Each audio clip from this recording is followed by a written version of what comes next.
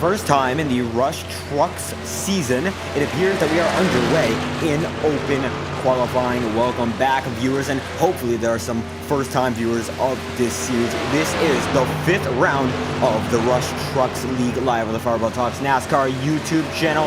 We are at Las Vegas Motor Speedway right now, and this is currently the qualifying procedure as it stands. We're watching the 55 machine, and that is the FedEx machine of Trevor Bergman. Now, there are a lot of drivers on the same track right now, all getting some toe off of one another. And you can see Wayne Anderson right now, top of the charts. He is in a little bit of a train with a Bergman being the leader. And this is our first open qualifying of the season. And I believe, according to the circumstances that we have, this is going to be the only one, as it has been a little bit of an alternative take the way that we've set up these races so far. But nonetheless, we are underway, and we got a lot of drivers here. We do have a total of, I believe, about 18 entries in this event so far, and only 9 of them have taken to the track for qualifying.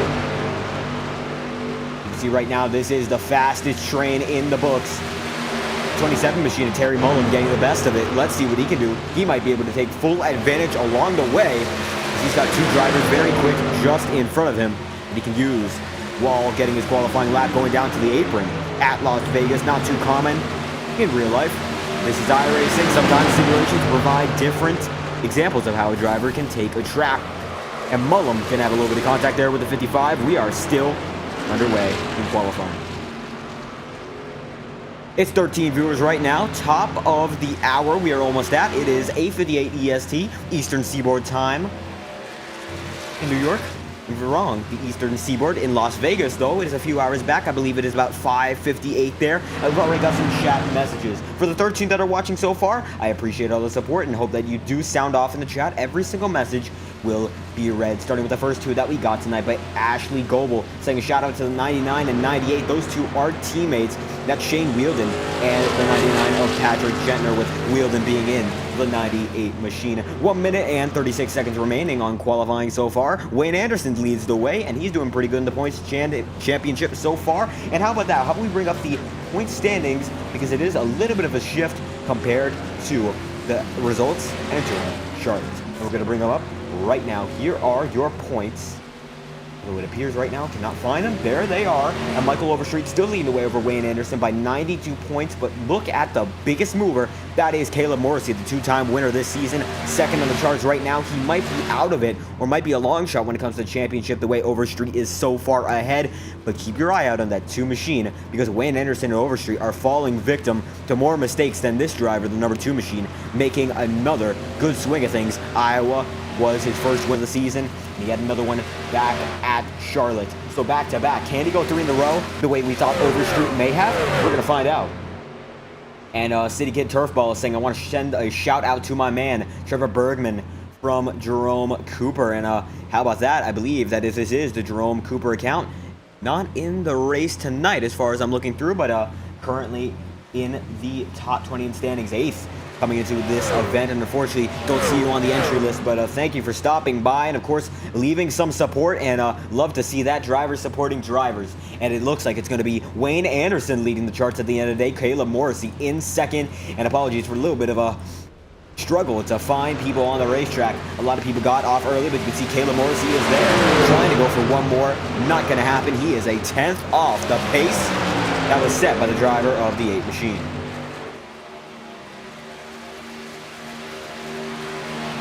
Qualifying, 35 seconds remain. Morrissey going to back down. Still a few drivers on the racetrack. Mullen, one of them. Wesley Bolton just gets off. Patrick Gentner still going.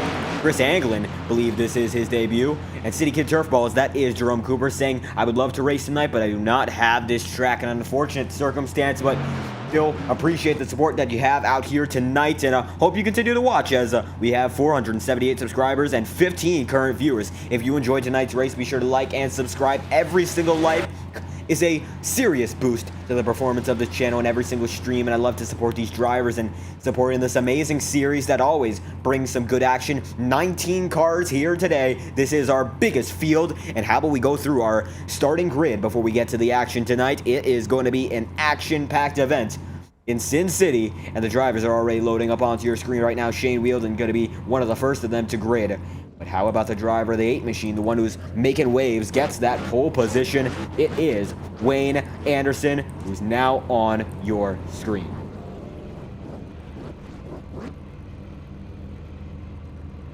And a little bit of a hiccup there. It looks like the stream may have had a little bit of lag on the end of YouTube. And James Cooper saying he wished he could have joined too, but no track. And that is an unfortunate circumstance. Hope to see you all out again at North Wilkesboro. But how about we go through our starting grid led by the driver of the 8 machine. Seems to be we still have a little bit of a slight inconvenience when it comes to the way these drivers are flickering in and out. We're going to keep working with that as the night goes on. That is something that is known to have happened beforehand, so we're going to keep working as this resolves itself.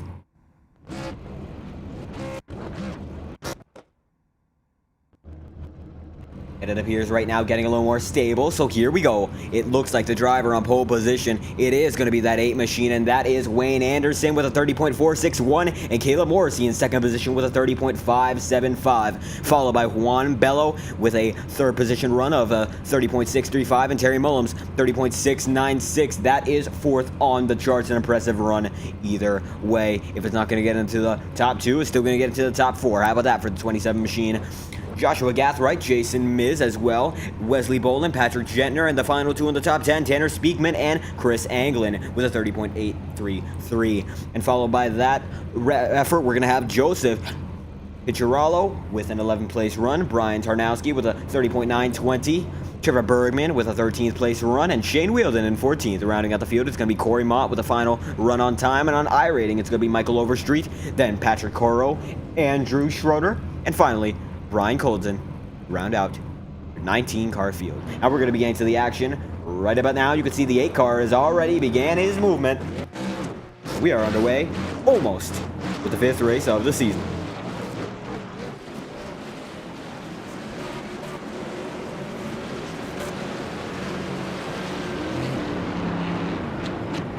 You see Anderson right now just in front of the driver of the 2 machine. That is Caleb Morrissey.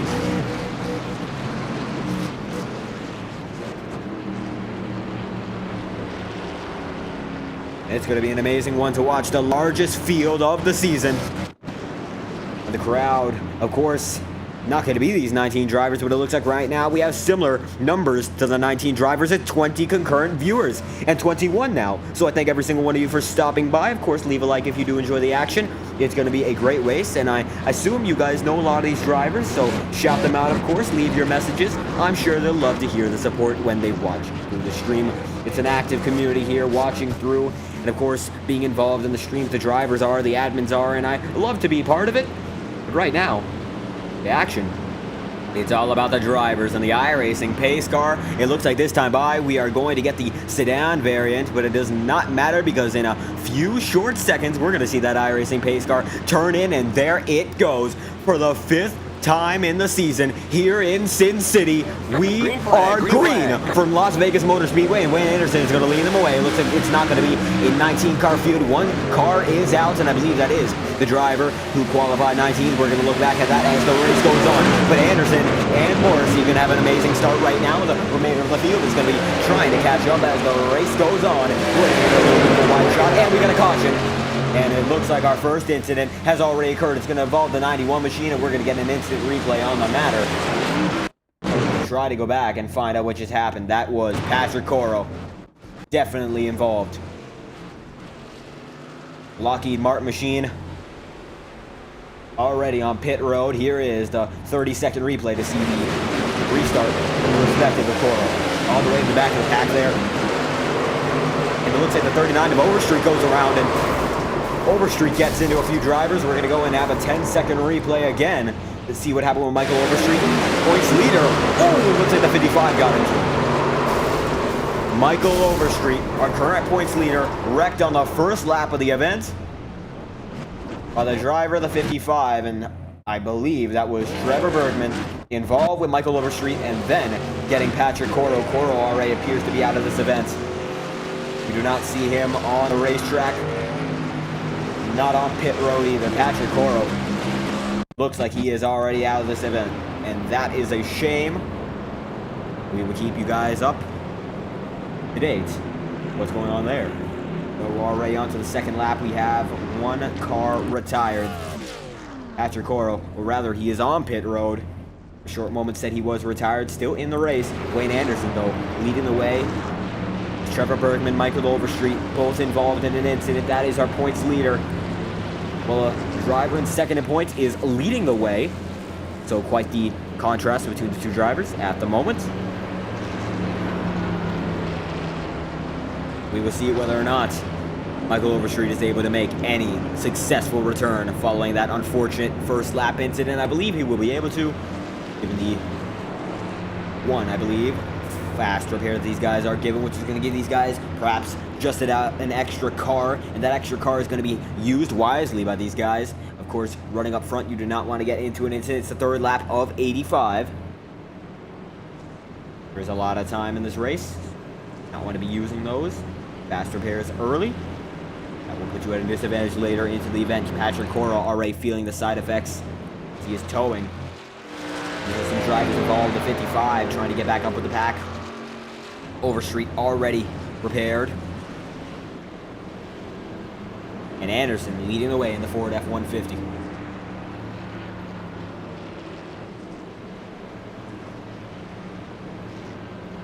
Morrissey in second position, while Juan Bello is still in third. Terry Mullum in fourth, and running at the top five, it's Joshua Gathright in that 89 machine. That is a colorful machine. I believe this might be the second start for the driver of the 89, if not his debut. A lot of Chevys in this field. You can see that is the manufacturer that dominates these fields for the most part. We've not seen too many Fords at Iowa. We only had one Ford. In Charlotte, I believe we had a few more than that, but you can see it is a Chevy and Toyota wipeout for the most part, as Anderson appears to be leading the charge for Blue Ovals. One lap to green now, and it looks like most of the field has gotten caught up. Patrick Coro still on pit road in the Lockheed Martin machine, while Trevor Bergman's FedEx truck, is up front with the remainder of the pack. The Cystic Fibrosis Foundation machine. Michael Overstreet is as well. 16th and 17th, they both are respectively. Only a few seconds behind the leader following that first incident. Wayne Anderson still leading the charge. They've already gotten to the fourth lap, the fifth lap coming shortly.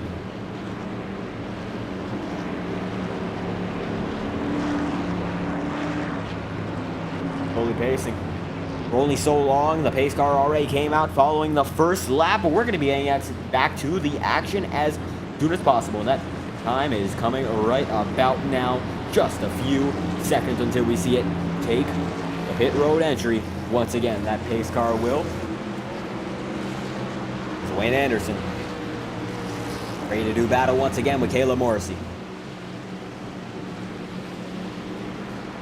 And for the first restart of the night, we are green once again, and this is the first restart of the night. As Anderson's going to lead him through, Caleb Morrissey in second position, while Juan Bello is in third, and there's already some big defense going on. Let's take it to the lip cam to see the majority of the field right now. You can see they're all getting through cleanly. Wilson got three wide in the back of the racetrack. We're going to go check on that. It looks like it has already sorted itself out, but Overstreet already making moves past two cars already. It looks like that ally machine is going to fight back hard. Wayne Anderson, though, doesn't need to fight that much, or does he? Caleb Morrissey on the outside, and Morrissey is going to lead the first full green flag lap of this event. Anderson can do nothing but watch as Juan Bello comes to the inside of him. There Bello goes, 85 laps, and he's going to make that move on the 6th, but it looks like, whoa, big wiggle. Terry Mullen's going to have to save it. This is the 4-car Catalyst. They're going to go 3 wide. It is the 24 machine there. That Valvoline truck moving up, I believe. That is Joshua Gathright watching this battle. It's going to be Jason Miz already up to third place as Terry Mullen is fading back and getting very, very loose. 33 of Wesley Bolton following as well. A little bit of bump drafting there in the back of the pack. This is the top 10 or so, and we got one in the wall there. That is just behind Tanner Speakman, and that is going to be Chris Anglin. Yes, it is the 102 machine not having a lot of luck so far.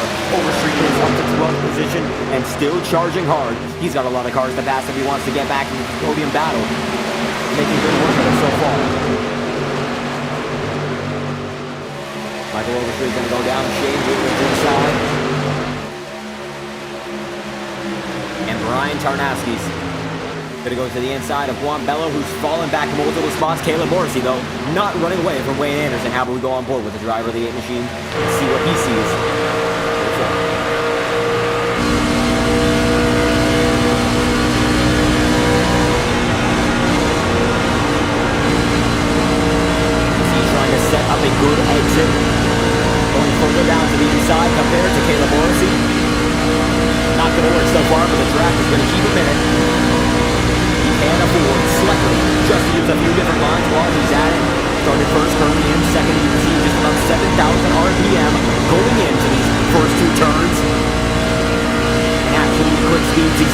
Camping World Truck Series trucks have. Getting up to 181 there. Not losing all too much speed as it's almost like a super speedway, just a little bit of let off. Anderson on the tail of the Caleb Morrissey machine.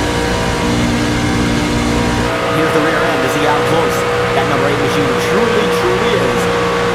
Gets out to the inside and not going to be able to see it for a minute at a time. Here's the left rear suspension, not going to happen. You can see so close to that quarter panel for the number 2 machine getting down there to the inside. Anderson still there. Jason Miz making a lot of progress so far in that Jeff Gordon-inspired machine. Hendrick Cars just by the wheel well. And Anderson's going to get a little bit of a push by Miz.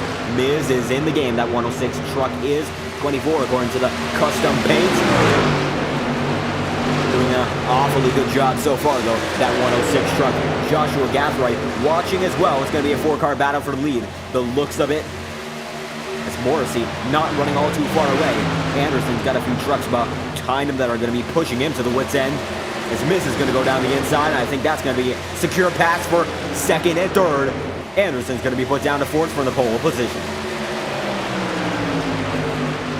Carrying on to the outside now, trying to make something happen, going to go to the inside.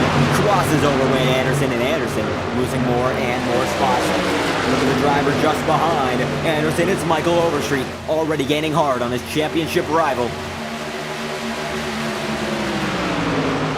To the inside he goes once again. 39 car gonna blissfully take that position. That is for 6th. And now he's gonna be gaining once again on his championship rival with Caleb Morrissey. Trying to make it 3 wins in a row to continue his hunt back into the point standings. Lead contention.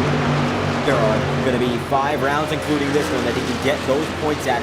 He's been getting maximum points as long as he's been in this competition. Got wrecked out at Auto Club, not able to get that victory. Gets it done at Iowa, gets it done at Charlotte. And right now, from second on the grid to the first position in the race, Morrissey looking good for another amazing result. He's making it work time after time. Michael Overstreet going to have to keep working for it, though. He's got a few trucks very quick in front of him, including the newer driver, I'd say, of Jason Miz. He's making an incredible first appearance at this intermediate track.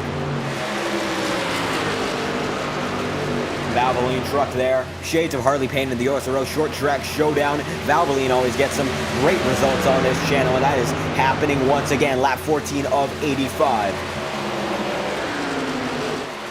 Ripping the high side, following more or less what Caleb Morrissey is doing right now, trying to get quicker and quicker each time by, as Brian Tarnowski is now in the hunt right there with the 28 machine as Joshua Gathright gets past 4th. Michael Overstreet up to 5th position on Terry Mullum, still trying to gain some spots. There's a lot of coming and going right now on the racetrack.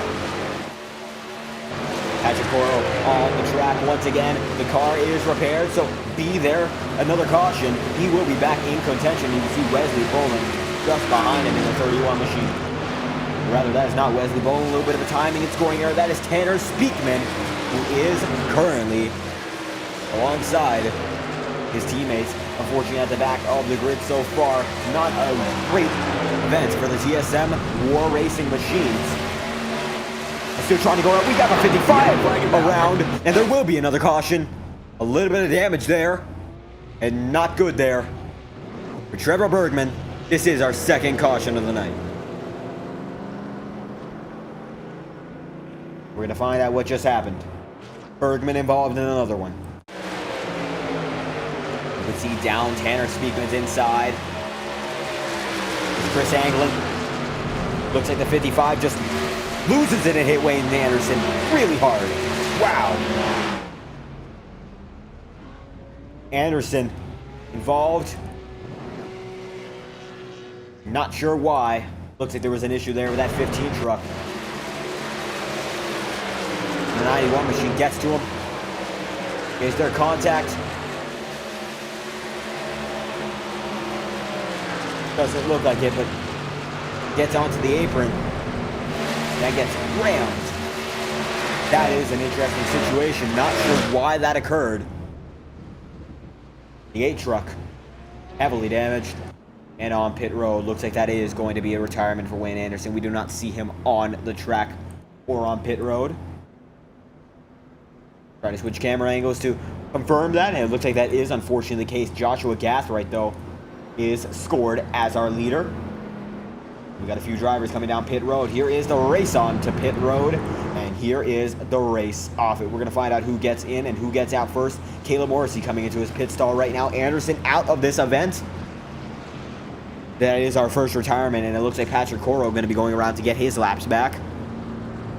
55 out. That is the 55 of Trevor Bergman. And the next driver is going to be, looks like, Caleb Morrissey. Morrissey. Then the 28 machine, Tarnowski, Miz, Overstreet, Mullum. Followed by Shane Wheeldon. 48 machine there, and then we got a side-by-side battle, and that involves Patrick Gentner. 16 of Corey Mott, and finally Tanner Speakman, who is involved with a little bit of a promotion that I've been asked to do for this event, and it is for TK Motorsports. Another caution, that is how we're going to be doing it. This is TK Motorsports, looking for spotters, crew chiefs, and painters to help progress our TKM drivers through the Rush Racing League. If you're interested in any of these positions, apply at www.tkmotorsports.net. That is www.tkmotorsports.net. Sign up today. The website is live and running. And Tanner Speakman, I know, is involved, as I took a look at the website myself. It's an interesting one, and I think that if any of you guys are interested, be sure to check it out. It's a great opportunity with some great guys, so I'd be willing to do so if I were in the position. I recommend it to all of you as well. We're going to be getting back to the action, though, as the racing is still underway on this track. Michael Overstreet being scored as the fourth position driver. Caleb Morrissey, though, back in the lead. That is the 55 of Trevor Bergman, now just under a lap down, going a lap down, as it looks like he's going to come down onto pit road. And we got Lawrence Bezwecki Jr. in the chat, and I appreciate the support as well. There's a lot of action on this track, 21 concurrent viewers, and I appreciate the support greatly. Sound off who your pick for this win is in the chat. I'm going to be reading off every single one, and hey, I might throw my opinion in the mix as well. I'd love to see every single one of your feedback on this channel. It means the world to me as we go down the Nellis straightaway in Las Vegas Motor Speedway. With 2 laps to go. Only so much time before the action gets back to being live. This is going to be Morrison, Tarnowski, and Jason Miz making a really good entry into this series. As far as I'm aware, this is his first night out. In third, Michael Overstreet. Don't count him out. He is in fourth. And there are still 17 drivers on the racetrack, Wayne Anderson being the first retiree. Bergman. Lap down right now. Patrick Coro gets 1 lap back, so this is going to be the race for the lucky dog position. Every caution, it would take 2 cautions for both of them to get back onto the lead lap, but I presume if there are other cautions, we'll see some more drivers going 1 down. But now it's going to green as the iRacing pace car is currently lights off, meaning that we only have so much time before we get back to the action. Morrissey leading the way, lap 20 of 85. This league has some very clean racing when it counts. We've only had 2 cautions so far. We only had 2 cautions at, I believe, Auto Club. No cautions at Iowa. And it did get a little bit closer on cautions at Charlotte. But right now, still some clean, good racing going on throughout the pack. Some of our greatest drivers in the series are back up to the front. Michael Overstreet in fourth, fighting as hard as he can. It's going to be Anderson out, and this is going to be detrimental to his point situation. While Caleb Morrissey having a good run, he is in second, making some waves again. He's going to try to pick up another 4 positions of the championship. That's what he picked up last race at Charlotte. Can he do it again? We are going to find out. Only so much time before we go back to green for what's going to be the second time tonight's second restart. Going to be in the books in the bounty hunter of Brian Tarnowski. Let's see how good he is at hunting down that lead. It looks like now we are going to be going to the start-finish line. Get ready. Sit tight, because for the second time, Caleb Morrissey is going to lead us again. Restart number 2. We are green again. Caleb Morrissey making an amazing start of it. Miz on the inside, not going to be able to make much of it. Tarnowski gets it clear, and Tarnowski is going to be able to put it on the inside line, or is he? Nothing, as Miz is going to just barely stay there. Overstreet not going to be far behind. These 2 might be able to make it 3 this time by for second. And he's going to make a daring move down the inside line of the number 106 machine of Miz. And he is not going to miss on that move. As Michael Overstreet down into the podium places. He's only got 2 spots to go before he gets up to the lead. Morrissey now in hot contention. And a lot of guys chasing him. Tarnowski, he is going as hard as he can. He doesn't battle for the mid-pack. Andrew Sugar going to go down the inside of Terry Mullum. Look at Patrick Jettner in that 99 machine, watching it all as Juan Bello, he started in 3rd. Now he's going to try to get back up to 3rd. He's going to try to put it down on the inside of the 99 machine. For the inside, there is the 28. Tarnowski trying to take the lead for the first time. Can he get it done? Down to the start-finish line. Overstreet going to tap him. Morrissey's going to lead the lap. Overstreet, though, not done at all. Goes to the outside of the racetrack, trying to rip it on the high line. Not going to happen. Going to have to consolidate his line and follow the 2 just in front. And you can see that 28 has speed, but he's not been up front all too much. And try to shoot it down the inside. Gets blocked by the 2 machine. Morrissey not going to have any of it. The outside into the inside. Now the 28 is going to try to make him work for it once again at the line. It looks like Morrissey's going to get it, but only just. Maybe next lap is going to be the one for Ryan Tarnowski. He looks to be on the inside, preferably so. And Morrissey going to have to work for it as Overstreet gets down to the inside. Overstreet, the Cystic Fibrosis Foundation machine, is up there and going for the lead very, very soon. He's making sure that 28 gets out in front. 25 concurrent viewers. I support this viewership entirely, and I support all of the stuff that you guys have, rather I should say, I am extremely grateful for the support that you have all given to me. And I apologize for a little bit of a fumble there, but look at this. Tarnowski now to the lead, and the inside is now occupied by Overstreet. Caleb Morrissey now going to be waiting his turn, going to go down to the outside of the racetrack. The yellow flag. And we got another yellow. That is going to involve nobody. This is the competition caution. 25 laps in, our competition caution is out. This is our determined race break. We're going to have yet another yellow, this time not for any incident, but this time it was for our competition caution. Ryan Tarnowski leading the way. These guys are going to settle themselves in. Overstreet in 2nd and Morrissey in 3rd. And Andrew Schroeder in the New York Jets machine. He is 4th. And as our competition caution, we're going to try to go and get some interviews with these guys and make sure we see what they are thinking for the first time tonight. Not being able to do so for the first 26 laps of action. When these guys get bunched up, that is what we will be asking about. As Ashley Goebel says, once again, let's go 88, 98, and 99. We don't have an 88 in this series, but appreciate the support once again, and I appreciate the support for Hurricane Esports. They're having a pretty good outing tonight. We got Jettner in 7th and Wheeldon in 9th, as a majority of the field is going to come down pit road once again. Race onto pit road. We got a few drivers staying out, including Andrew Schroeder in the Jets car, it looks like. That is the case. It's going to be him, then Jettner, then Shane Wheeldon, the 98 and 99 staying out for strategy. This is the race off pit road, as we only have a few drivers who have stayed out on the racetrack. That few are Schroeder, Jettner, Wheeldon, Speakman, and finally Corey Mott in 5th. As it looks like Terry Mullum going to get the jump, then Miz. And then it's going to be a multiple car gaggle there. Morrissey going to get it. Overstreet going to be just passed by the 28. And he's got a few more cars to worry about, as the 89 is going to get out right now. And so is Juan Bello. Then there's going to be a few others coming out as well. That is the 102 machine of Chris Anglin. And as the race off pit road, we got a driver getting his lap back. That is Patrick Coro. Trevor Bergman. Go lap down. Right now, Andrew Schroeder leading the way in the Jets car, and we're going to try to get an interview with him right about now. Looks like this is the first time you have led in this series, as far as I'm aware, in the 48 car. Looking good. Well, it's out, the 48 truck, my apologies. Well, Andrew Schroeder, what's your strategy so far? I was trying to stay up front, but I got an EOL, and I don't know why.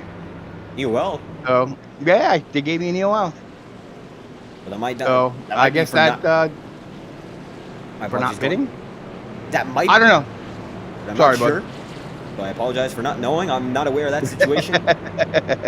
But either way, you were in the lead and had some good speed. We saw you up there in 4th, so I guess from now you're just going to have to claw your way back up. Yeah, I did it once. I'll do it again. How about that? That is the commentary from the 48 machine. You think there's enough time to get back into the position and perhaps go for the lead? Yes. Well, an optimistic Definitely. outlook for the driver of the 48 machine. Just saw him in the lead, getting some quick snippets there. I know we're going to get back to the action soon, so thank you for the short comments there. Going to get you back with your voice chat. The former leader of this event in the Jets truck is Andrew Shorter. Thank you for your time. Thanks, buddy. That is the driver of the 48 New York Jets truck there, and a New Yorker myself, so it's interesting to see some New York representation on the scene. But it looks like the driver of the 99, who not pit either, is in the lead, and it's going to be a Hurricane Esports 1-2 right now, led by the 99 of Patrick Gentner. So you're in the lead right now. The Havoline trucks looking good out front on that front row. What's the game plan from here on out? I think we're just committed to a strategy now of having about 5 or 6 laps less and getting on a different fuel cycle just to see if it goes green. Can we either take advantage or catch some good luck on occasion? Certainly that seems to be quite a risk, but do you think we'll see another caution that might be able to make you consider whether or not that's worth it? There's always a chance for a caution.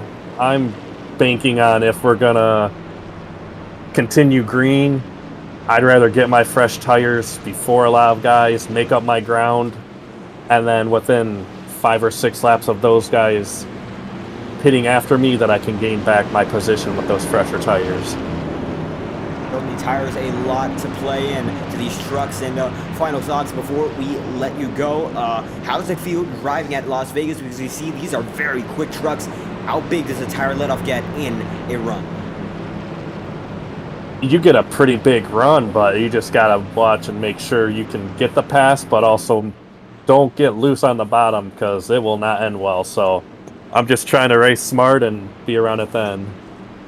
Absolutely seen a few guys fall prey to getting loose around this track, but the 99 has not fallen prey to that at the moment. His team is up front. Thank you for your time, Patrick Jenner, the 99. Thank you. As you can see, the Havoline trucks lead the way. The Ally machine in 4th trying to do it right. That 16 truck is. And you can see that Tanner Speakman now up into 3rd position. It's going to be go time very, very soon. The iRacing pace truck going to be diving underway. And a new set of faces up front.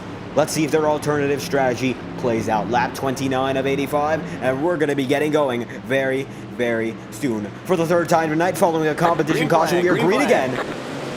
Las Vegas Motor Speedway, and it's going to be led by Patrick Gentner and Shane Wielden in 2nd position. And Wielder is not going to be getting as good of a start as Tanner Speakman.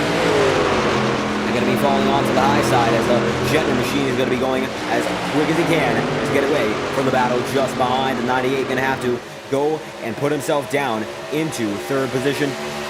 Jason Miz, though, he has new tires. It looks like it's going to be the 98 machine backing out already. I'm not sure what that is about, but Gentner, no quit, and he is still on it. His tire is 9 laps older than those of Miz's. As Speakman going to go down to the inside line here. That will be Tanner Speakman for the lead for the first time in this event. RaceEPI.com on the side, and they must be proud of what that 31 truck is doing so far. But it's going to be a side-by-side battle, door-to-door so far. The 99 going to take it once again. That is Patrick Gentner making a good run of it with that Havoline truck. Speakman going to go down to the inside. This is the battle on fresh tires. It's Gathright leading the charge. Miz just behind. You can see there's several wide there. That looks like just about 3 wide. Caleb Morrissey is involved in. 16 going to come up. And 16 going to go out of that battle. Gets into the wall there. And slams it pretty good there. That 16 truck did, as Caleb Morrissey now in 8th position. Still fighting hard with the drivers just in front.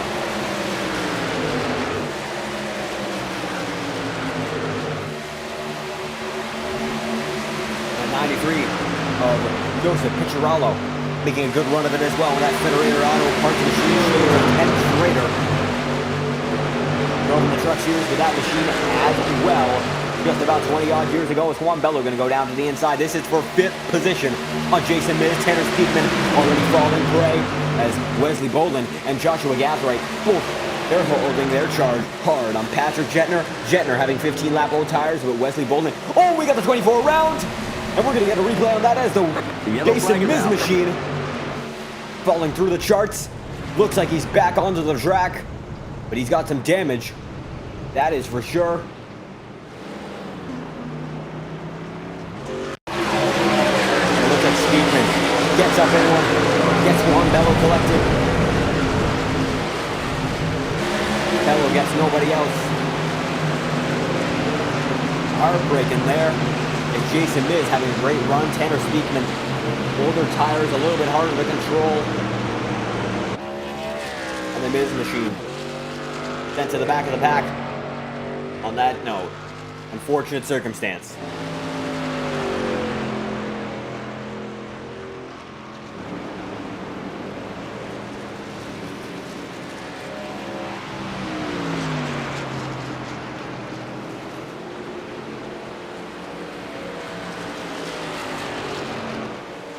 Wesley Bolton in second position now is Patrick Jettner still holding fort.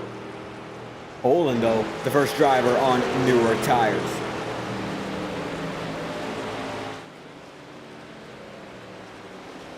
Everyone lining up now, that 33 machine. In the TSM War Racing chat with Tanner Speakman. We're going to bring in the driver currently leading this event. His thoughts as we can. We're gonna get him right now. Rather, we're not gonna be bringing the driver, Patrick Jettner. We'll bring in the driver just behind our leader. See what he's seeing. At the moment, Wesley Bolton, looks like you are the first driver on newer tires. What's the game plan right now? As it looks like the 99 Patrick Jettner has just gone in, and you're one of the few drivers still out. Yeah, it's just mainly right now I'm just trying to make sure that I am able to keep some grip in. The first stint before the very first caution, definitely lost a lot of grip in that. So hopefully staying out on just a couple lap old tires won't hurt me too much. Absolutely, these tires, they appear to be on a 9-lap stint right now. Yours seem to be a little bit older than the drivers who were just chasing you, including Jason Miz, who got involved in that incident. Joshua Gathright, who just went in. So it's going to be you having the about oldest tires in the field right now, but only by a few laps. So you have a little bit of buffer with Arnowski, Coro, and Michael Overstreet. Do you think these guys are going to be a good enough buffer to see if the guys just behind will wear themselves out? Yeah, I'm definitely hoping so, but you know, we'll see. I know it's a kind of a different thing. They'll have the draft behind me, so they'll be saving a little bit of gas and tires as well. So we'll see. Absolutely, and as the driver out front, are you going to try to play conservative to make sure your tires hold out, or are you going to go as hard as you can, as soon as you can, to make sure you keep that lead? Well, I think I'm going to try to go as hard as I can. You know, I'm trying to build a little bit of a lead, or hope for another caution early. So we'll see. Absolutely, the driver leading this event, it's Wesley Bolton, and looks like right now has a strong strategy to hold on, in spite of having the oldest tires in the field. Thank you for your time. How about that? The 33 machine making the rounds, and Brian Tarnowski right now in second position, as we are going to be 2 laps to green at the moment. And we're going to continue to get some drivers' thoughts as we wait for the racing to get back into action. And Brian Tarnowski currently looking at 2-lap younger tires than that of leader. What is the game plan right now, as you are one of the few drivers who have not yet pitted? Working with my teammates at 91 and 39, we decided we're gonna stay out. It's gonna be a one pit. Still gonna have to pit once anyway, so I figure track position's better than sitting in the back. Certainly a lot more fun to be up front, and you are right about that, as you have your teammates behind. You think that you guys are going to be able to fend off the newer drivers on newer tires, as they are going to be charging as hard as ever to get back into the top spots? Yeah, I think so. We weren't really burning them too hard on that last stint, so we're only going to be a little bit off, but yeah, we should be able to hold them pretty easy. Absolutely, and you see that there's one driver in front of you that is not your teammate. That is Wesley Bolton. You guys going to try to split the driver, the 33, as soon as you can, or hold off and see how time tells the situation to be? We'll probably take take it lap by lap. If he gives me an opening, I'm gonna go and I'm gonna bring my teammates with. If not, then yeah, I'll probably ride behind him a little bit and save a little fuel. How about that? That is the strategy for the 28 of Brian Tarnowski, and a little bit of the strategy from his teammates, the Bounty Hunter, hunting down the lead position once again. Thank you for your time. Thank you, sir. That is the Oversteer Motorsports driver of Brian Tarnowski. There were 3 drivers right there. Patrick Coro involved in an incident beforehand, and so was Michael Overstreet. But they're back up front now with 1 lap to green. It's lap 38 and 85. We're going to have another good restart. It's been an intense one so far, and an exciting one for the perspective of the viewer. I hope every single viewer has enjoyed this event so far.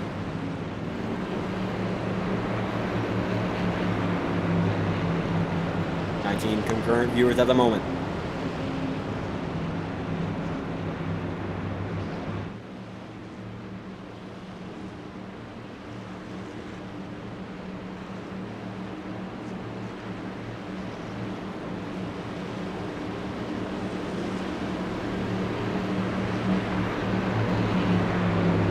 We've got so much time before the action gets back into motion.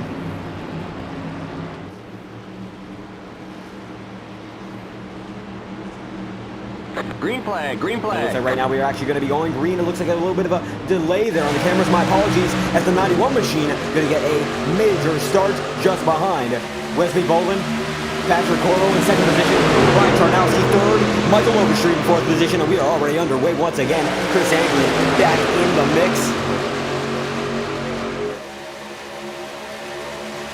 Oh, there's multiple drivers in this fleet. And speaking of Joshua Gathright and Caleb Morrissey, every single one of them going at it.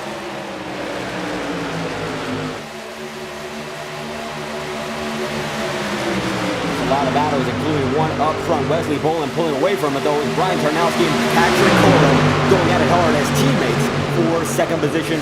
Michael Overstreet watching by as Tanner Speakman right there, going to split him 3 wide, and he's going to be able to get it done. How about that for the driver of the 31 machine? No contact so far, or is there? All 3 Oversteer teammates are around. And contact continues. And we got engines blowing, drivers destroyed, Overstreet damaged. That's just about the whole field in one.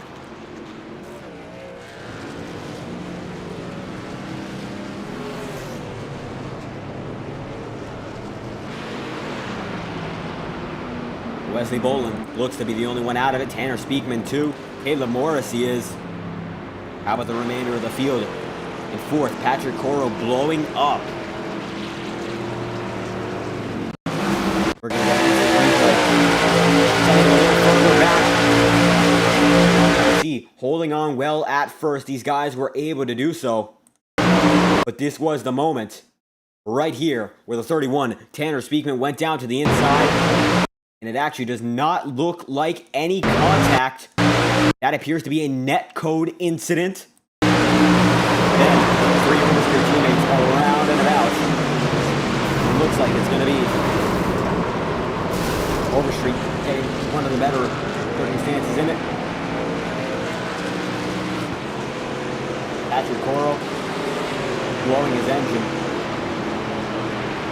Brian Tarnowski absolutely destroyed as well, getting the worst of it, getting tossed around throughout that incident. Lap 42 of 45, or rather 85. So many drivers going to come down with their motors blown, but it looks like right now these are the ones that have not used their fast repair. Overstreet getting lucky enough not to blow his engine, but a lot of damage nonetheless. Tanner Speakman, while he did go down 3 wide and it was a risky move, it appears they did not make official contact. And the result, whether or not he is going to get a penalty, is pending. Although I do not believe that would be the case, given the fact that there is no legitimate contact. We will see whether or not that is the case.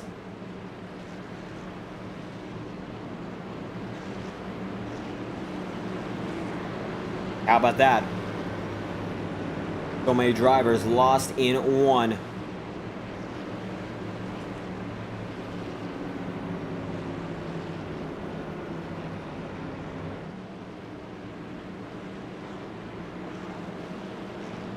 Gonna send Tanner Speakman all the way up. How about we get some feedback from the driver who's currently leading this event? And that is the driver of the 31 machine, following a little bit of a daring move there. And as far as we see it, net code contact, you are the leader of this event. Is there any damage to the truck that you know of? And what's the game plan for the remainder of the event? Man, I got forced down to the bottom of the track. I have a really loose setup, so I might have checked up there just a little bit, but I think the truck's good. Everything's running in normal. Good to hear that you are running normal. And have you heard any word about the decision who would be to blame? Because from our end as the broadcaster, it looked like there was no contact. You're saying you got forced down, so I think that is further context to the matter. I probably shouldn't have taken it 3 wide. That's probably on me, but at the same time, that's racing, going for the lead, trying to get up there, help Wesley, my teammate, out, try and keep him off him so he could just go. Didn't mean to cause a wreck if it is my fault, but just trying to get up there, make him competitive, burn their stuff up so he could save his. Certainly going for the strategy that it appears you guys have as a team. Now, you're up front and you got a few good drivers behind you, especially those of Caleb Morrissey, back-to-back winners so far. So you got some really good drivers right beside you. What's the game plan? Are you going to burn yourself up still? You're going to have to lay it back just a bit. Probably full send it. I've not got a setup to last more than 15 laps. It's really a short run setup, so I just need to hope I can make a small gap and then fight each other, kind of like what Wesley had for him. How about that? A short run setup right now, playing the long game halfway through, and Tanner Speakman is our leader, and we thank you for your time. 1 to green, and we hope you do well in this restart. Speakman saying he should have not taken it down to the inside, but still got the lead, and as far as we are aware, that was not an incident that was entirely his fault. No contact. Of course, he says that he was forced down to the inside. Not sure if the oversteer guys would have a different view of it. Lap 44 of 85, however, we are working our way down, and we're going to be getting to the conclusion of this race shortly. We hope every single one of you has enjoyed this presentation. It has been a fun one to watch so far.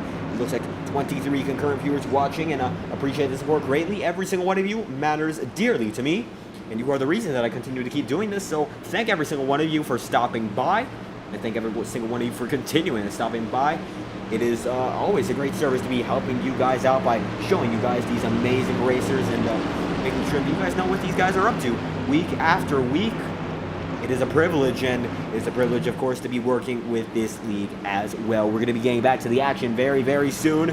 And the iRacing pace car going to lead him down once again. Lap 44 of 85. We have passed the halfway point. The halfway point was lap 82, backstretch of 82 to be exact, and that is when the incident had occurred, just past it.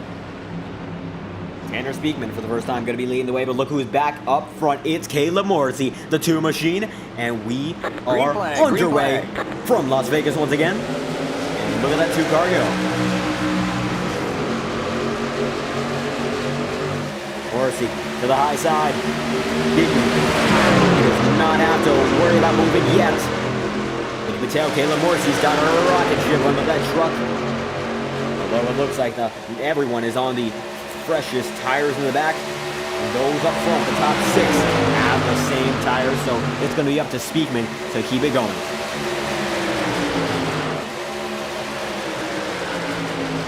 One car going to be moved up high. Patrick Gentner there. SSB Night Wing going to show up in the chat. Thank you so much for the support and the interaction. Overstreet is not in this mix at all, or is he? He's now up to 6th position. He is chasing down the 48 machine, who seems to have a little bit of damage. How about we ride on board with a Hunter, Michael Overstreet, for just a lap or 2 to get the raw footage from that 39 truck. We will be right back.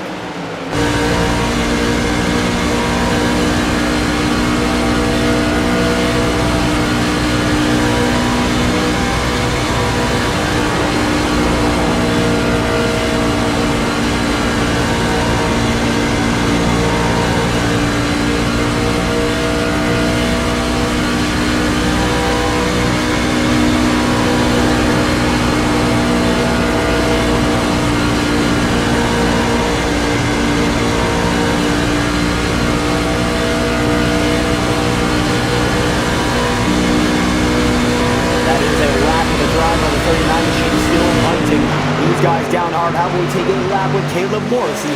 Our current leader is going to be passed by Patrick Gentner. We've got an active situation on our hands as the 99 is going to go down to the inside line. Cavalier right on board with the driver competing for the lead. It's the 99 Cavalier machine. Let's see how he does it for a lap in Las Vegas.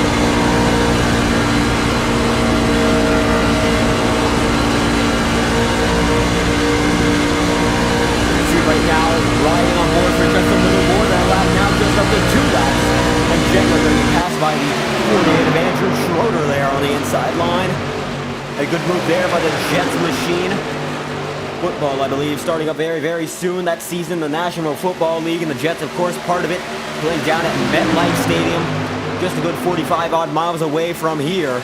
My broadcasting center, but a few hundred, or rather a few thousand miles away from Las Vegas, but he's doing the Jets proud so far. In second position, fighting hard with now Gentner and Overstreet for that second spot. Morrissey leading the way far and away by half a second almost. 3400ths. Gentner fighting hard on an alternative strategy, but it's going to be Michael Overstreet going to try to send it down the inside line, or Izzy backs out. Looks like Schroeder's going to be the big loser in it. Gentner back to second. These three are going at it as hard as they can. How we go on board with a nose cam once again. We're going to get an onboard shot, but this time it's the nose on Michael Overstreet's machine. This is the nose cam, the clearest view of the track that you're going to get from that 39 truck. Howling, whirring, clear as day there. Only one retirement so far. Looks like Terry Mullen a lap down. Now three. Looks like we actually do have a second retirement in Mullen just now. 16 trucks still taking the reins in Las Vegas.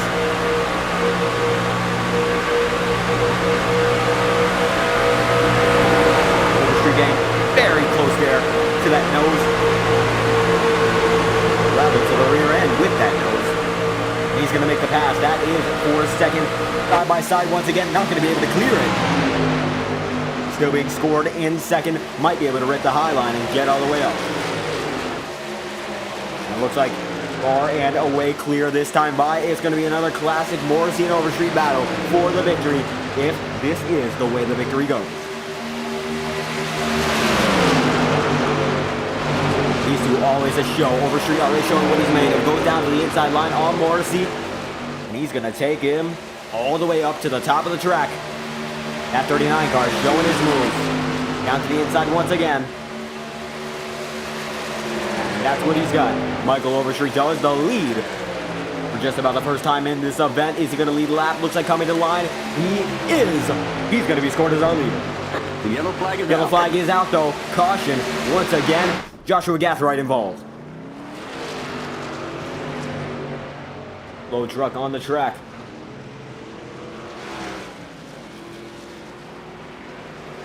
Send it back half a minute to see what happened. Nearby, the 106 of Miz. That looks like nothing so far. Ooh, gets tagged by Miz. And all the way around, wow. Just sends it into him. Not sure if that was entirely a mistake, perhaps something that happened beforehand, but sent him down the front straightaway.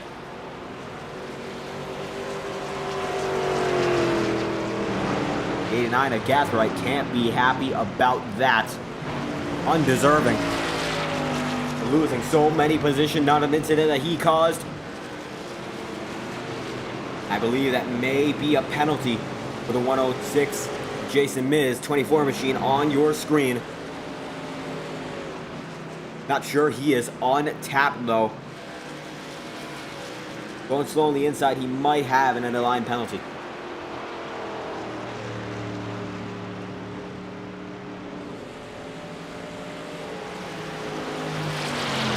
I would argue if that is the case, justifiably so, as turning on the front straightaway was not worth it at the end of the day as payback. Junked that truck, but it looks like Gathright has not used the fast repair yet. Going to come down on the pit road now, just a position behind Miz. Jason coming into pit road. Not looking like it's for damage. Not sure what it is for, if he is just letting off for the remainder of the drivers to get to him.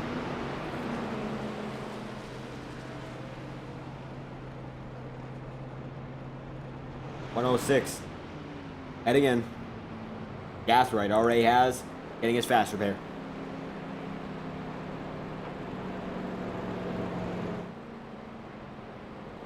A lot of action on the racetrack at the moment. It looks like we do not have the retirement of Terry Mullum. He is back on the track, left for a quick moment. So we do have 17 trucks still in this event.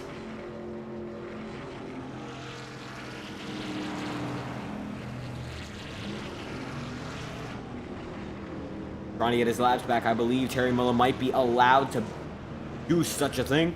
We will find out as Overstreet leading off a pit road with Caleb Morrissey. Just there. Who's going to get it? Looks like it went to Overstreet.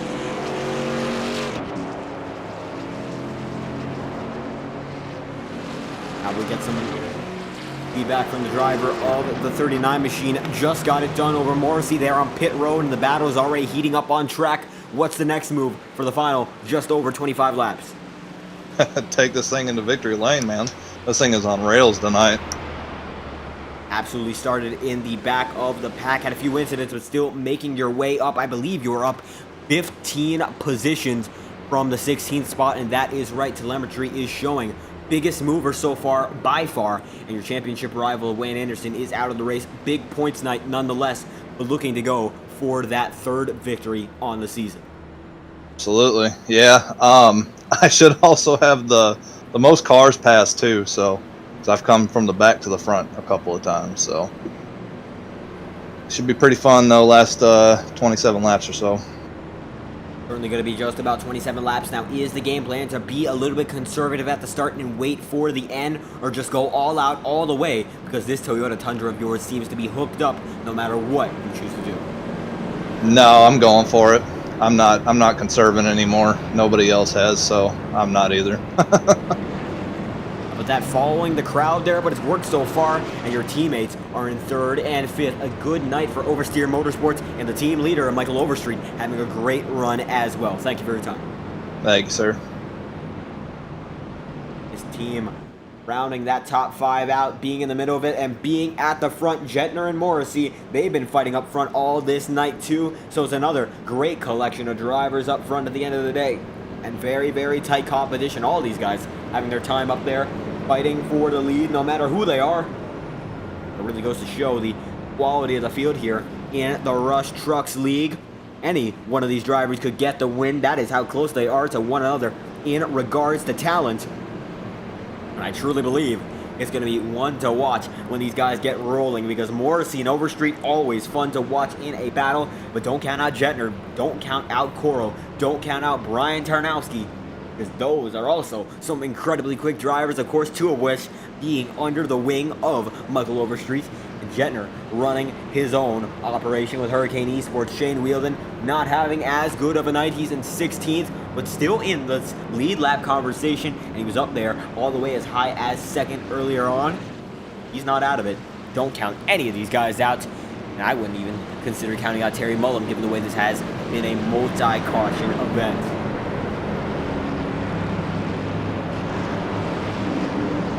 iRacing pace car under its final lap of service, hopefully for the night.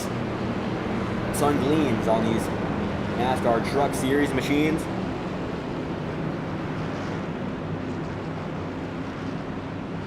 commitment cone there on pit exit visible. A whole variety of different templates being used. The Rush Trucks header, Gander Outdoors machinery, Camping World machinery, and so many more. All these guys coming from different places in the iRacing world. And it looks like, once again, a little bit of an error due to iRacing's cameras. We are green again. Michael Overstreet going to lead him, and it is Caleb Morrissey in second and Patrick Corral in third. Morrissey, though, going to go to the high side, not getting much done so far. The oversteer guys, and we have another caution. Engines blowing. Beekman. Harry Mullum. Once again.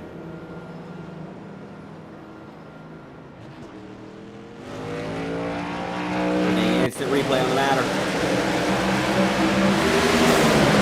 Just like that. Oh, it's going to be the 55 across the incident. Bergman getting multiple trucks involved. Another incident, I believe the third for Trevor Bergman. Not sure if they're going to call for a penalty now.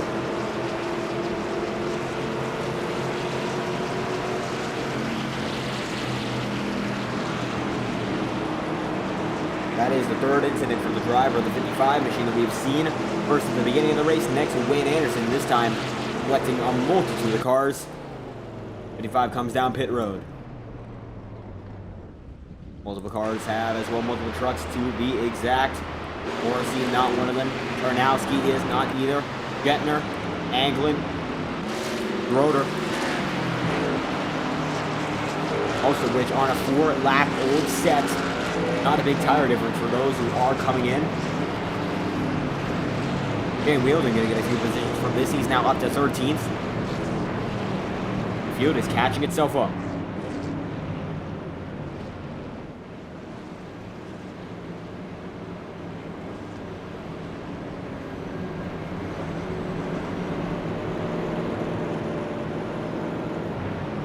Michael Overstreet once again leading this show.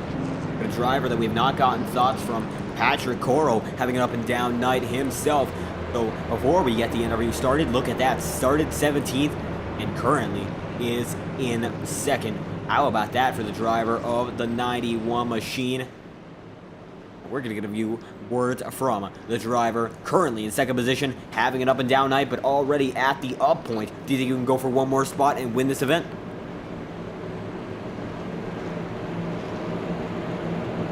Once again, we're going to look for a copy. Patrick Coro, this is the broadcast booth. Got a copy? Got a copy. How's it going up there? Well, it's going good for us, but you are having quite the night. Started 17th. Your teammate started 16th. He's in first, and you're in second. You two are making moves. Do you think you can make one more move and perhaps win this event? I guess we'll see how it goes. People haven't been given room tonight, so I know it's going to be basically elbows out here for the rest of the night. Not going to run my my teammate into a wall, but if the opportunity is there, I'm definitely going for the win.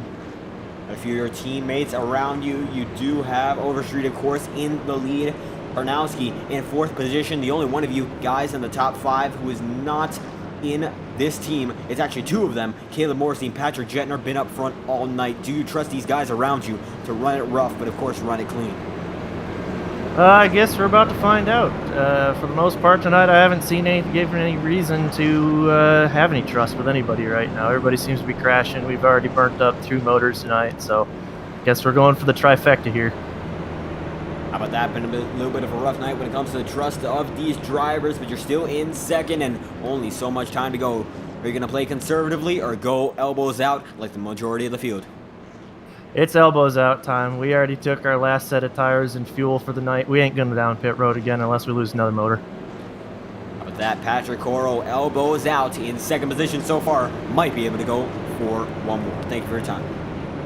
Thank you.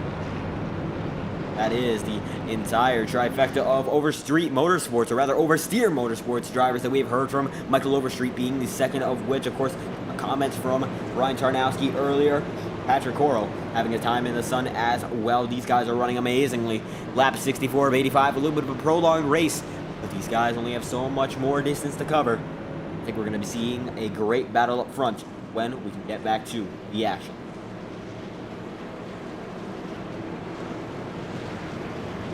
Yet again, it will be 1 lap to green. The iRacing pace car leads them down. For those who are watching and not involved with iRacing necessarily, may know these drivers in person or may have heard of them through their social media followings. Well, iRacing, one of the most incredible online simulators for motorsports with multiple series and multiple different avenues of content. So if you want to start, we have a referral link in the description. If you use it to register, you support us, and we're going to support you with a little bit of a cheat code to getting iRacing for a more enticing value. Use a promo code PR-HOTLAPS, that is PR-HOTLAPS, for a $5 purchase of 3 months worth of the iRacing simulator, including multiple tracks, cars, and the ability to race every single one of these guys and so many more, including the professionals. So if you want to stop by on the iRacing service, use the iRacing registration code in the description. It is always appreciated when we get that support. Genuinely hope that you will consider using the product that is shown on screen. But right now, we're going to get back to the action as Michael Overstreet leads them through turns 3 and 4. We'll be leading them through turns 1 and 2 under green. The pace car going to be diving underway right about now. And it's going to be an oversteer. 1, 2, 4. He's going to try to make it a 1, 2, 3. Green flag, green flag. Here we go again. Green flag. And Morrissey not going to be able to get the jump that Michael Overstreet does. Oversteer guys, 1, 2, 3 on that high side. Looks like Morrissey going to shut him down. It's game time once again for these guys up front. The majority of the field is going to get through cleanly. They are still going as hard as they can. Of course, Overstreet going to lead him through. Morrissey, then Tarnowski, then Patrick Coro, and Patrick Jettner holding on hard as Andrew Schroeder is going to take a ride up, but he is still keeping it saved. Just getting a little loose, going to lose some position. Everyone's getting around him. Shane Bearden, Jason Mizes. Oh! Schroeder's going to save it. And how about that from Andrew Schroeder? We're going to go and see the handwork that he just put in to save that car. Looks like not too much. Still going to keep it underway. A little bit of damage. 48 machine, not going to be happy about that. Losing some position now. Fighting with the 55 of Trevor Bergman for 12. Or is he going to get the lead now? Michael Overstreet, only so much time he can go to get it back. He's going to go down to the inside. Morrissey there. Nothing so far.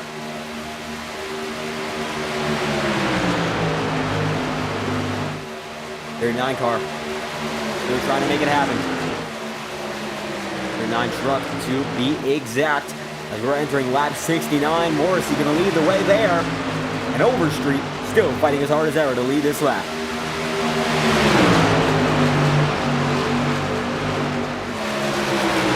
And the bumper there of Caleb Morrissey. Overstreet goes down the inside, and he's going to lead his teammates down that train. Michael Overstreet going to finish the 69th lap that Caleb Morrissey had started. It looks like, unless Morrissey fights back on the high side, he's going to get a little bit of a run, but not enough. It's going to be now Overstreet back again with the lead of the race as we are at 16 laps to go, entering 15 short. Not too much chances, or rather not too many chances for the driver of the 2 machine to slot back in as the oversteer guys are making them work for it. It's now going to be a 1, 2, 3. Morrissey going to have to slot in somewhere. Nothing we can do. The team working as well as they can with one another. Les Coro is going to get shuffled there. Looks like he is. He's going to get wheeled out and shuffled to number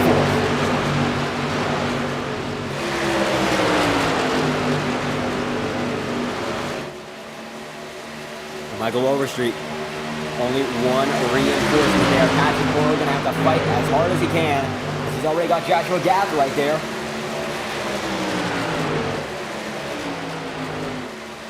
It looks like right now no use for any other driver as Jettner is fighting hard for that podium place.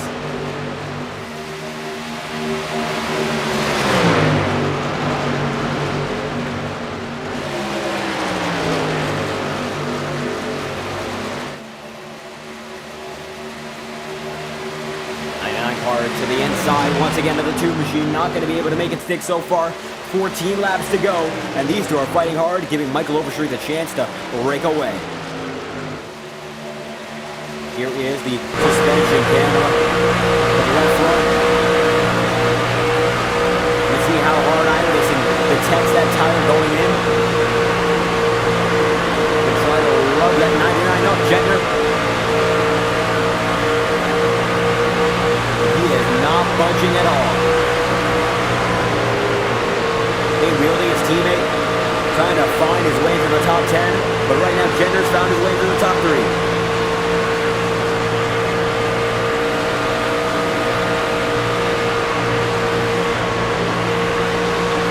The yellow flag is out. Caution once again, 12 laps to go. Corey Mott is involved. He is absolutely destroyed. That engine is gone. Gonna get an instant replay on the matter.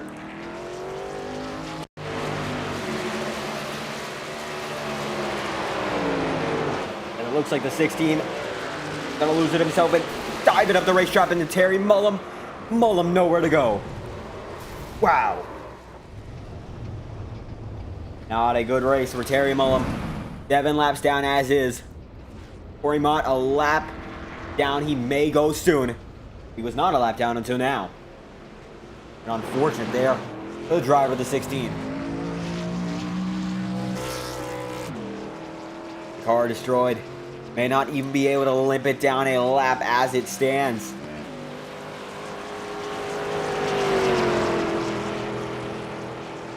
It looks like Mullum may have hung it up for good, or has he?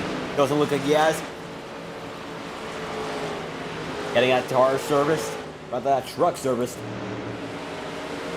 Go back off the field. It's still Michael Overstreet leading with 11 laps to go.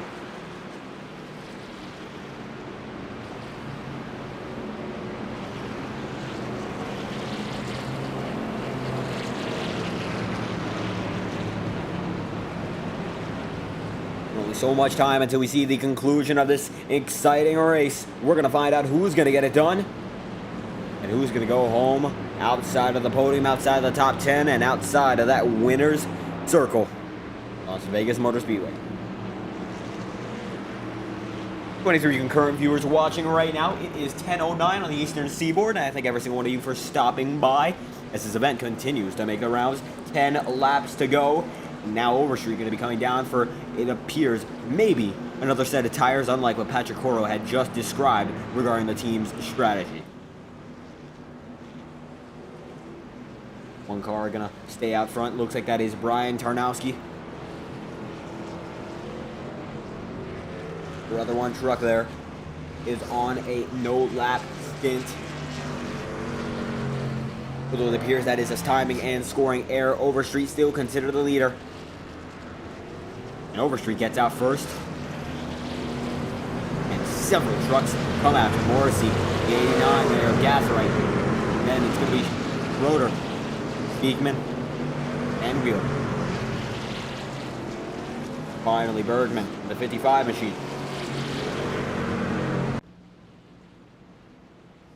Right now, Michael Overstreet is the leader of this event.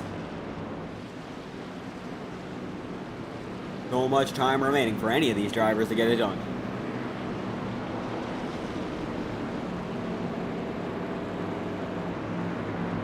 Now 9 laps to go, entering the single digits. Those are the lap cars, or rather the lap trucks in front of the driver of the 39 machine. Those are both, respectively, the 16 in Corey Mott, and just behind Corey Mott, or rather just in front, it is the 93. It appears to be on the timing of Corey Tigger, Joseph Picciarello.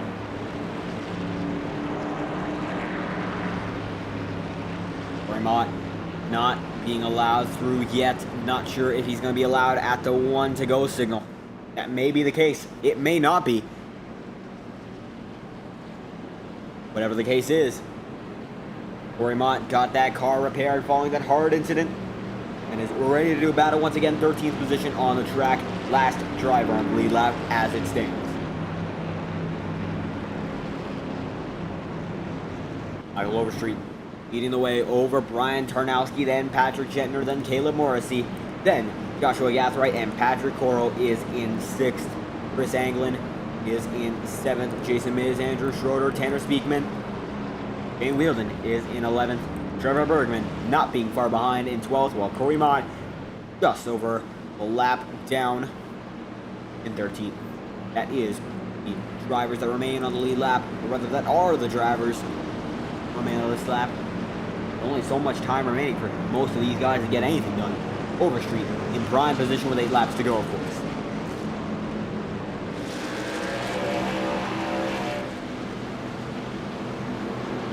Engines ready to be fired as hard as they can. And once again for a 7-lap shootout when we all get down to it. Central YT saying, here we go. And you're absolutely right about that. We will be going as quick as we can.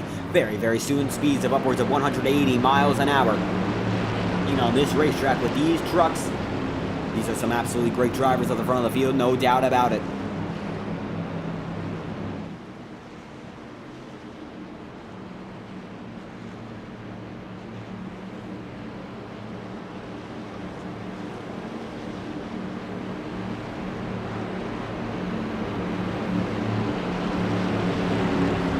Truck. Once again, the leader. Caleb Morrissey has a few trucks to climb through if he wants to get back up to Overstreet, and we'll see which one of them is able to get the W. If it is either of them, we got Gentner in 3rd, making a great run of it. The 28 of Tarnowski making another great run of it.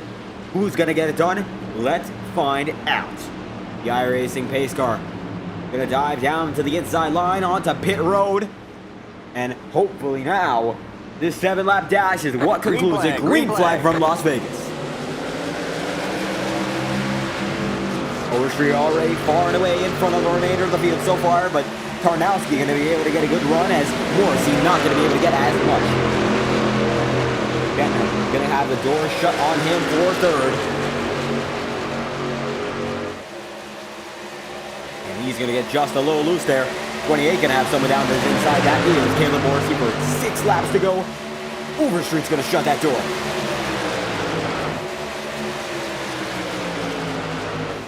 6 laps to go. 4 trucks seem to be realistically in it, but don't count out Patrick Coro. He's making his way up, and Gentner is his next victim. He's as quick as ever right now with those 4-lap old tires. He's as quick as his teammates. Tarnowski fighting Gentner now. Gentner going to ride it up.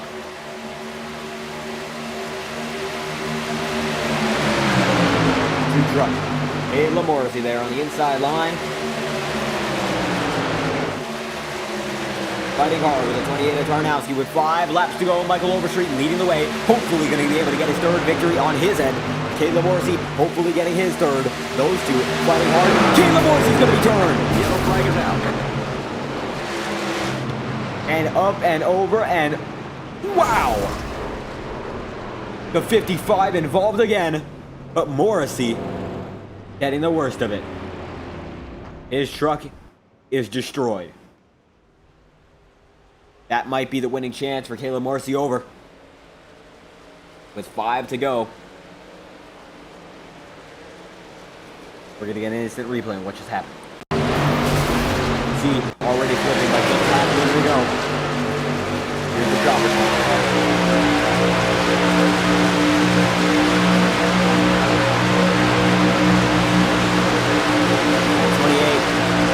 Gets to the inside, Tarnowski does.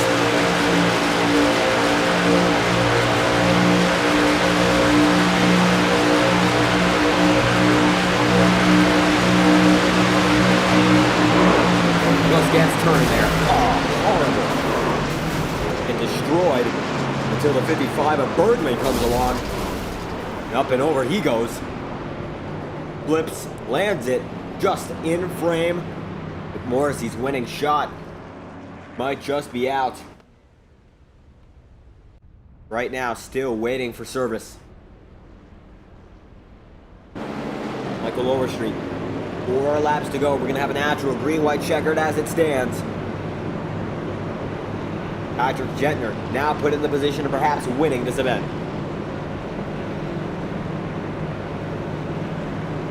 Patrick Coro back in 3rd. Joshua Gath right in 4th. Surprising run for him, but a nonetheless a very, very impressive one.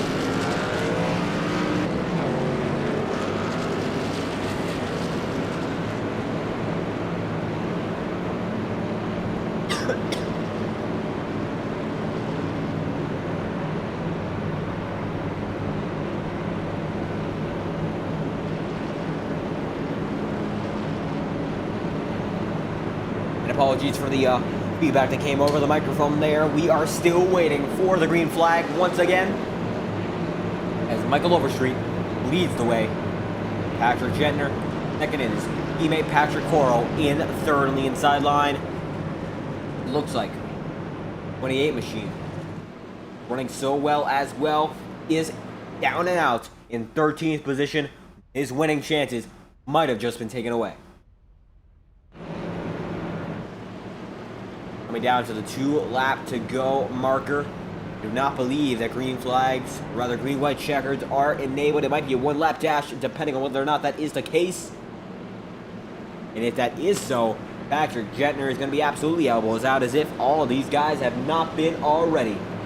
Huckuk saying it was a scummy move. I genuinely do hope it was unintentional, but saw a move like that just before that caution, and I wasn't sure about that one either. Netcode, we've already seen that play a factor, not to defend the actions there of the 28, but also not to immediately condemn them. Of course, not race control myself, so I'll not be making decisions up front. It looks like this is going to be an 87-lap race, extended by 2 laps due to this caution being overturned.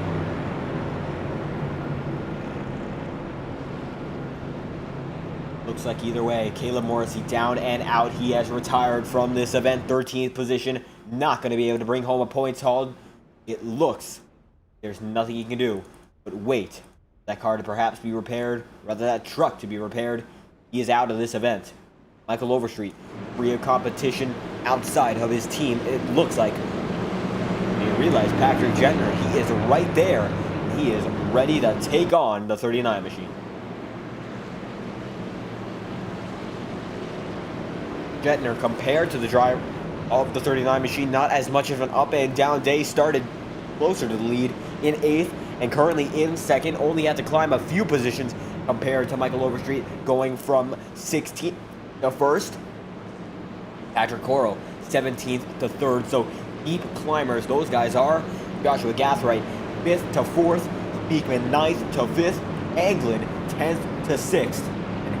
Andrew Schroeder from 18th to 7th. How about that for the driver who is currently 7th, of course, and only a few spots away from the lead. He can see that leader from here.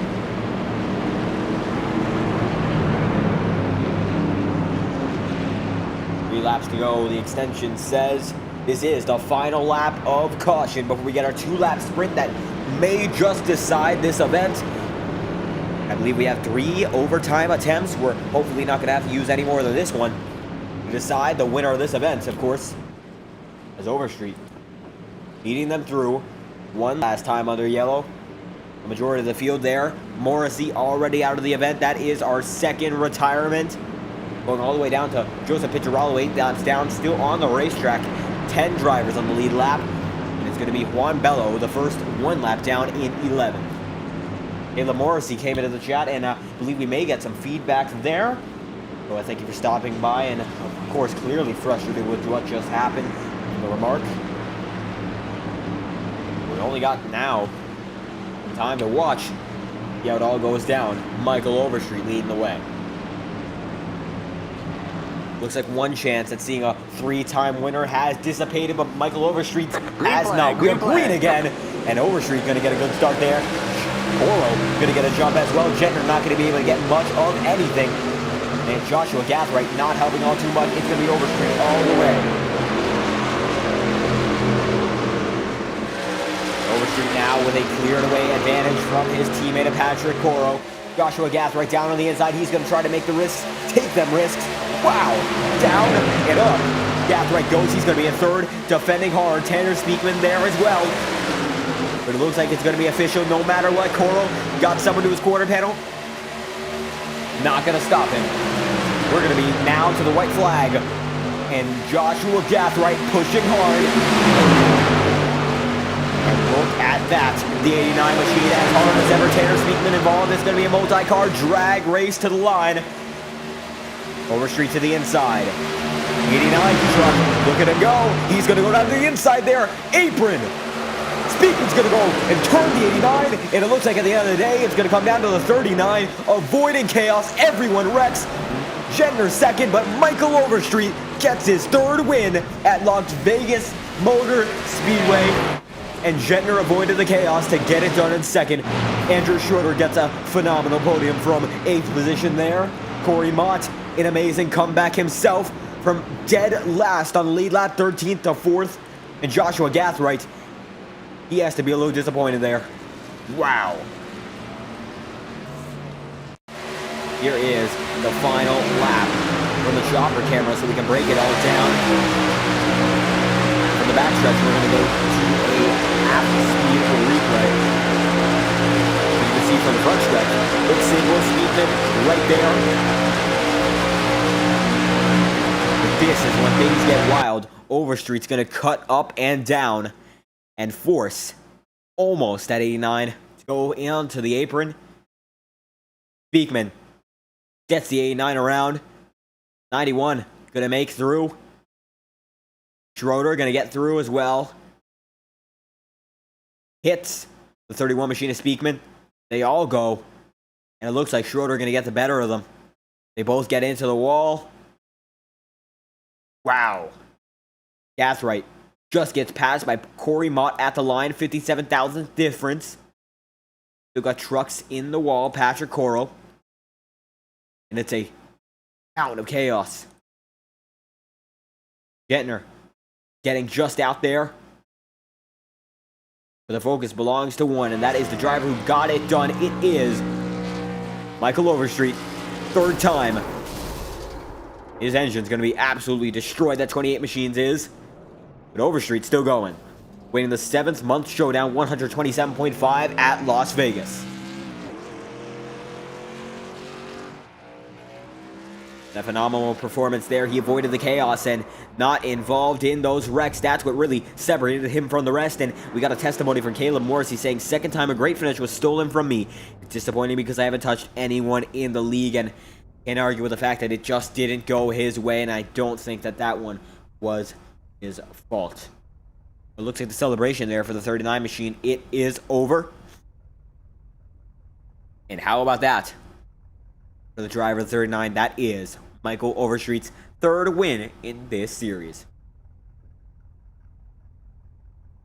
It looks like at the end of the day, able to avoid the chaos on that last lap. Third win and going to get a major points advantage. Walk us through that final restart. Yeah, I don't know. I counted it down. Me and Patrick took off, and it seemed like somebody had some newer tires or something because somebody was coming through the field pretty quick. And I don't know who it was, the 89 maybe. I tried throwing it in on the, into 3 on me, and I mean, I kind of held him down there, but I mean, last corner, last lap, you know, you got to try and do everything you can. I don't think we ever made contact, but if we did, I apologize. But no, man, I was ready for that race to be over. That was rough for sure. 2 weeks in a row, we've had a rough race, but I don't know. After the past 2 weeks, this win's nice for sure. Absolutely, and the 89 was the driver who came up onto the inside, and he did not make contact with you from our end. Looks like he got a little bit of tap there from the 31 machine, so you were able to keep it clean at the end of the day, and that was ending up how everyone got a good finish. The drivers on the podium just kept out of trouble. That's really how a good finish can be made here at this event. Absolutely. I want to give a quick shout out to the 16, Corey Mott. That boy, he stuck through it all. He did not have a setup at all. The session got kind of screwed up, and we were open setups tonight.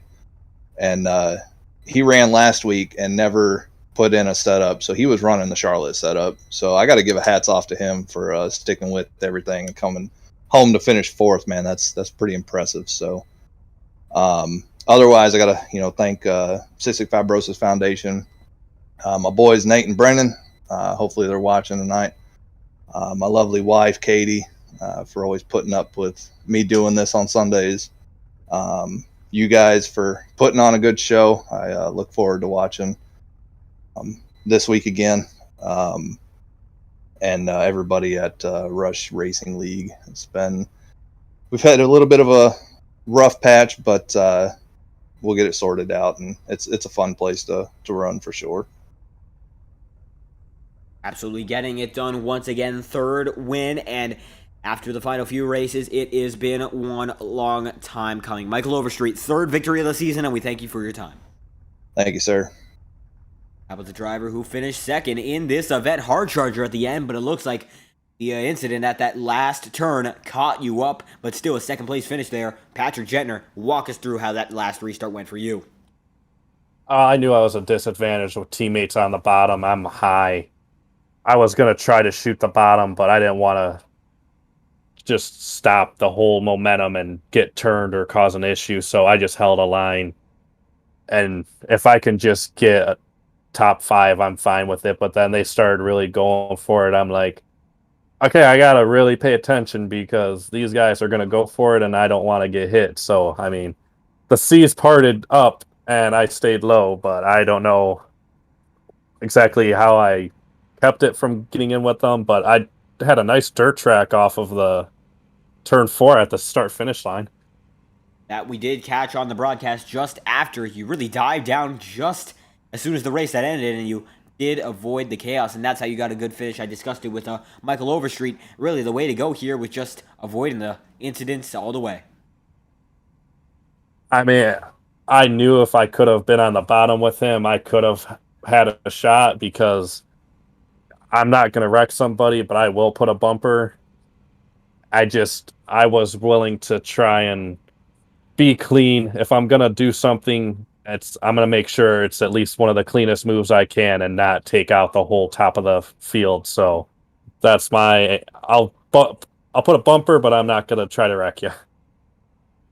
Absolutely didn't wreck anyone in this situation. Of course, got caught up with the last turn incident. But next week, North Wilkesboro, how do you feel your chances are to get another good finish? It's going to be interesting. North Wilkesboro is not just what setup does iRacing give us for fixed races. It's can the driver make the truck work and stay out of trouble, because it is a whole other beast to handle compared to Vegas, and it's a lot of attention you have to pay to your truck, everyone around you, and it's one of those. It can be fun, but you can also have a really tough day.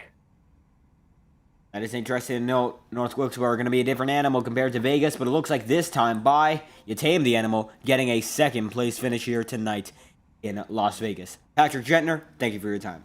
Thank you. I hope the 99 didn't throw you off after being the 97, but I made a teammate move with Shane to get some ThorSport Ford trucks out here and get the 98, 99 rolling together. Looked really good, and the Haviland machines were shining tonight, getting another good result, so it worked out to the end.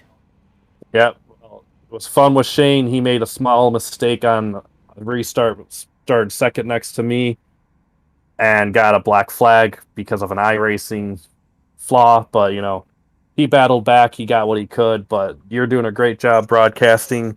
Will's doing a great job trying to run the show, and, our main leader wasn't here tonight with Sean, but I'm sure he'd like to see cleaner racing, but I know he's proud of the show that we're trying to put on. Absolutely. Thank you for stopping by in this event, and thank you for your time here. Thank you. Have a good one. For our final podium interview, getting it done from the middle of the pack on the restart all the way up to third, avoiding the incidents seems to be the name of the game, and Andrew Schroeder, you certainly showed that well on that final lap. I haven't had a chance. I closed out, so I didn't get a chance to look at the replay yet. One of the guys had it saved. I don't know what happened at the end there. It felt like I was pushed up into whoever was on the outside of me.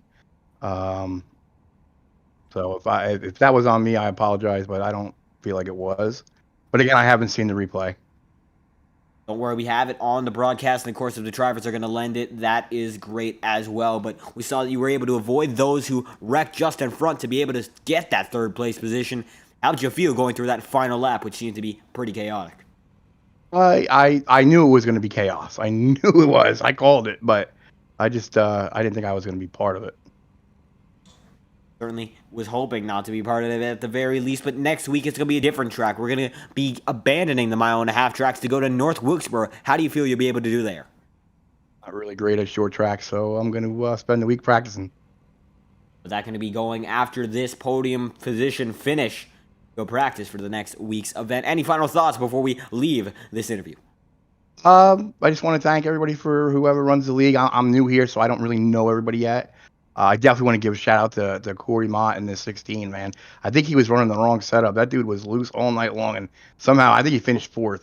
It's a pretty good run. He did finish 4th, as far as we're aware. He was on the Charlotte setup all night. Yeah, we had an issue with the setups, but yeah, he did pretty good. So kudos to him. And Overstreet also on the win. Certainly impressive results all around, and Andrew Schroeder, yours was one of them. Thank you for your time. Thanks, man. That is going to conclude our podium procedure. Now we go over our race results in full, because it was quite the one to watch. Largest field in this season so far, and the winner, Michael Overstreet, winning it over Patrick Jettner and Andrew Schroeder in 3rd position, followed by Corey Mott, Joshua Gathright, Tanner Speakman, Shane Wheeldon, Jason Miz, Patrick Coral, and Chris Anglin in 10th position, 5.3 seconds behind the leader. Then it's going to be Juan Bello 1 lap down, Trevor Bergman 2 down, Brian Tarnowski 2 as well, Wesley Bolton 3 laps down, Caleb Borsi retiring with 7 laps down, Joseph Picciarolo 8 down, and Terry Mullum 20 down as well. Wayne Anderson retiring 72 laps down, and Brian Culleton qualifying 19th and finishing 19th, 88 laps down, not able to start this event. And that concludes our entire overlook at this event. We're going to be getting another request for an interview. We do have a waiting room in this series. So we're going to be dragging one more driver in, and that driver is going to be the number 16, Corey Mott. And for the 4th place driver to be coming after a podium procedure, well, that's going to be a great one. So I'm going to hear from the man who was driving on the Charlotte setup. And we're going to try to get him in right now before we conclude this broadcast, because it appears he had quite the story to tell. I could see him there. And Corey Mott, welcome to the broadcast booth, and we heard quite the story about how your truck was handling tonight.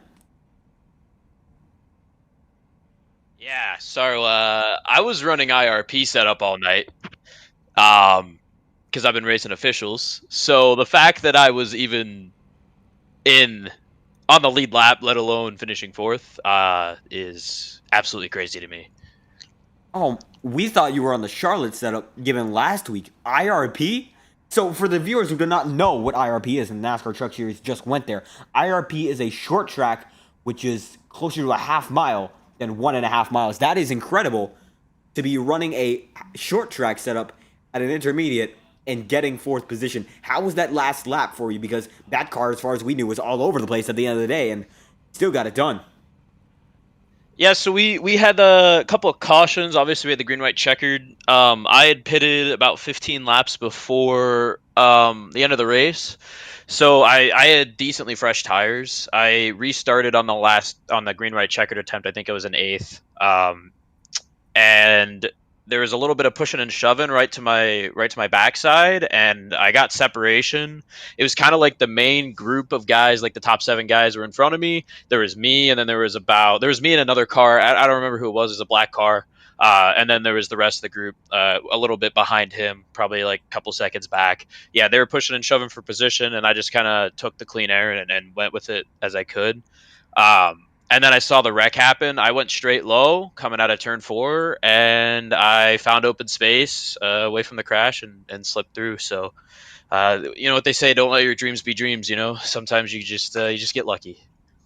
Absolutely getting lucky, but of course you worked it out yourself, and that must have been quite the hard asking. North Wilkesboro next week, it's going to be a closer to a short track. It's going to be much shorter than Las Vegas. Do you think you'll do well there? Yeah. I haven't actually had the chance to run North Wilkesboro yet, but I'm excited to get out there and get some practice laps in and see how it goes. I mean, this is only my 2nd week in the season, so hopefully we can do what we can to keep racing good. So. Absolutely. Corey Mott on an IRP setup, getting 4th position, and we thank you for stopping by in the broadcast booth. Hope everything tonight goes well for you. Yep, you as well. Thank you. It's going to be our final interview for the night, going over race results just before then.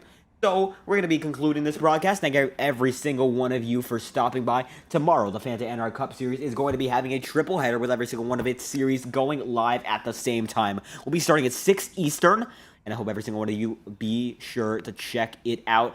NR 2003, a little bit of a different simulator, but nonetheless a great one. And I think every single one of you will be able to enjoy it. I thank every single one of you once again for stopping by, leaving your support. If you did enjoy the action, be sure to like and subscribe. It is always greatly appreciated. See you all again, hopefully, on the next stream. Thank you all for your time.